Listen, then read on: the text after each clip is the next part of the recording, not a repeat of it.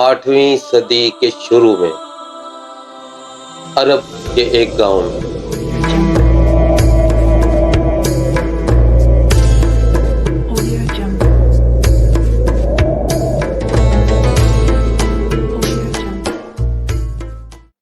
ایک واقعہ پیش آتا ہے۔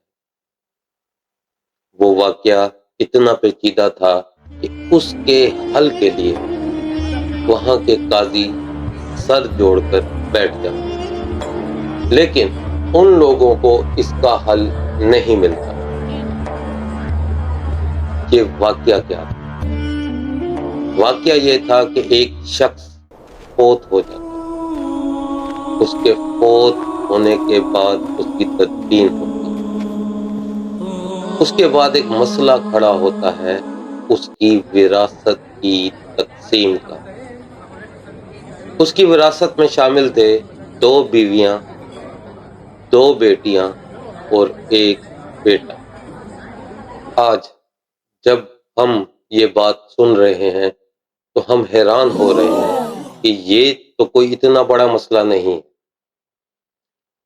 ہم یہ بات اس لیے سوچ رہے ہیں کہ ہمارے پاس ایک تحقیق موجود ہے، لیکن اس وقت کے لوگوں کے پاس یہ تحقیق موجود نہیں تھی، جس کی وجہ سے وہ یہ مسئلہ حل نہیں کر پا رہے۔ یہ تحقیق تھی الجبرا، اور اس الجبرا کے موجد تھے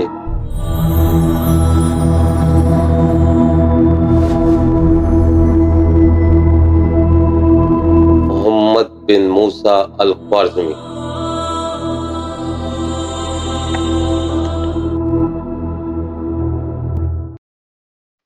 آج ہم جتنی بھی ٹیکنالوجیز استعمال کر رہے ہیں، اس کی بیس ہے الجبرا۔ یہ یوٹیوب، ٹک ٹاک اور فیس بک، ان تمام کی بیس ہے الگوریتم۔ اور آپ کو یہ جان کر حیرانی ہوگی کہ الگوریتم ماخوذ ہے نام الخوارزمی سے۔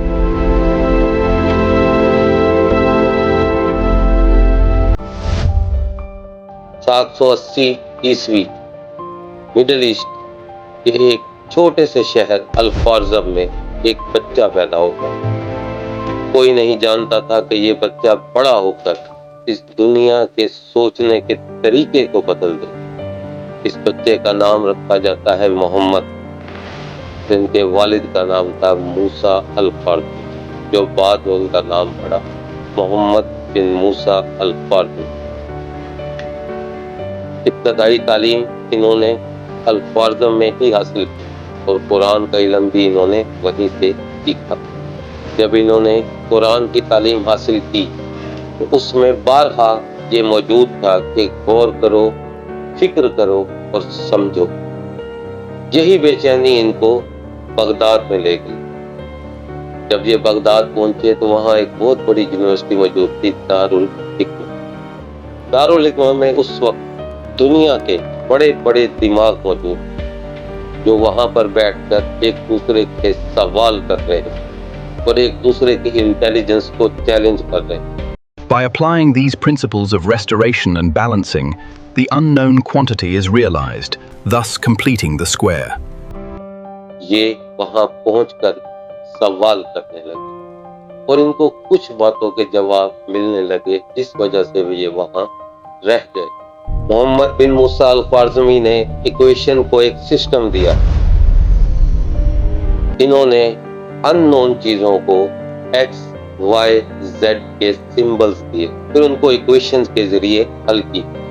یہ پریکٹس وہ وہاں پہ بار بار کرتے تھے۔ وہ ایسی ایکویشن کریٹ کرتے تھے اور سب کے سامنے پیش کرتے، پھر ان کے ساتھ مل کر اس کا حل ڈھونڈا کرتے، اور اس طرح الجبرا کریٹ۔ الجبرا کی انوویشن صرف میتھ یا ریاضی نہیں تھی، بلکہ سوچنے کا ایک نیا ذریعہ تھا جو موسیٰ الخوارزمی نے لوگوں کو دیا۔ بعد میں انہوں نے اس تمام تھنکنگ پروسیس کو ایک کتاب میں ڈھال دیا۔ یہ دنیا کی پہلی الجبرا بک تھی۔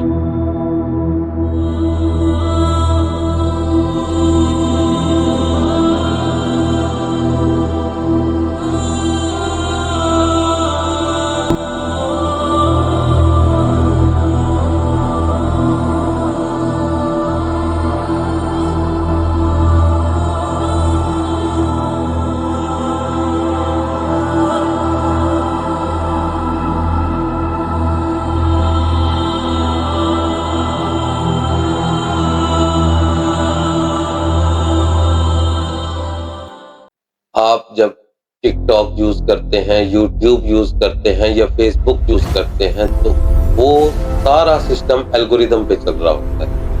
الگوریدم بیسیکلی نام الخوارزمی سے نکلا ہوا ہے، اور الخوارزمی ایک ہی تھے، محمد بن موسیٰ الخوارزمی۔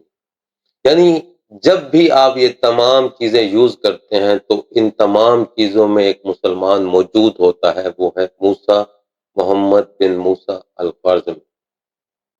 سوال یہ نہیں ہے کہ محمد بن موسیٰ الخوارزمی کون تھا، سوال یہ ہے کہ آج ہم ایسے کیوں نہیں ہیں۔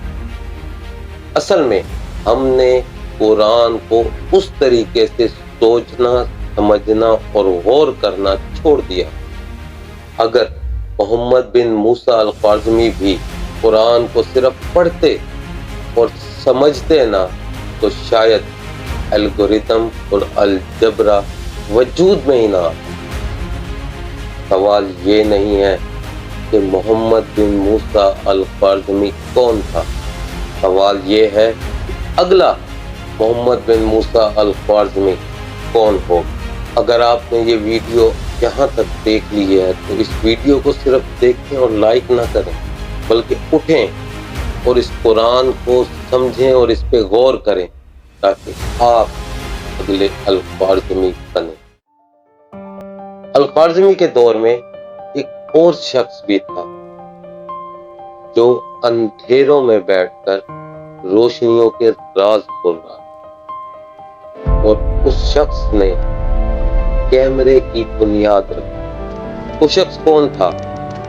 اس کو جاننے کے لیے اس ویڈیو کو سبسکرائب کریں، لائک کریں اور شیئر کریں تاکہ اگلی ویڈیو آپ تک آسانی سے پہنچ سکے اور ہم ان کی کہانی آپ تک سنائیں۔ اب تک کے لیے اجازت، بہت بہت شکریہ۔ السلام علیکم ورحمۃ اللہ۔